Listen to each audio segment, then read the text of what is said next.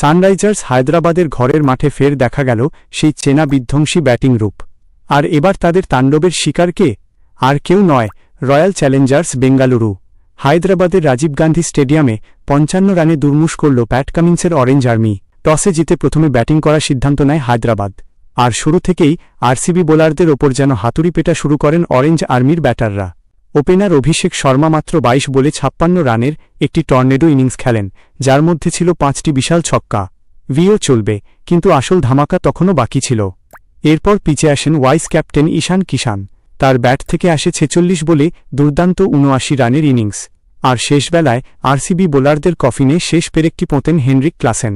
মাত্র ২৪ বলে ৫১ রান করে দলকে পৌঁছে দেন ৪ উইকেটে ২৫৫ রানের হিমালয় সমান স্কোরে।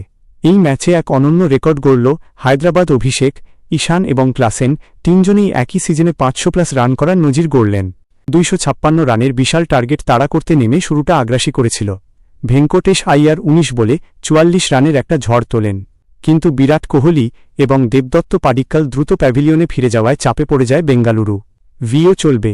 অধিনায়ক রজত পাতিদার ৩৯ বলে ৫৬ রান এবং শেষ দিকে ক্রুনাল পান্ডিয়া ৩১ বলে ৪১ রান করে একটা মরিয়া লড়াই লড়েছিলেন ঠিকই, কিন্তু সানরাইজার্সের নিয়ন্ত্রিত বোলিংয়ের সামনে ২০০ রানের বেশি তুলতে পারেনি আরসিবি।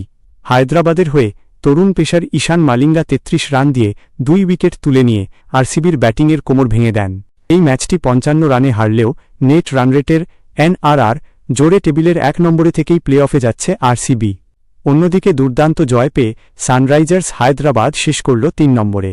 কোয়ালিফায়ার 1-এ আরসিবি মুখোমুখি হবে গুজরাট টাইটান্সের, আর এলিমিনেটরে লড়বে কামিন্সের হায়দ্রাবাদ।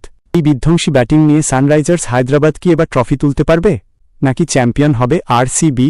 কমেন্ট করে আপনার মতামত জানান। ভিডিওটি ভালো লাগলে লাইক এবং শেয়ার করতে ভুলবেন না। ধন্যবাদ।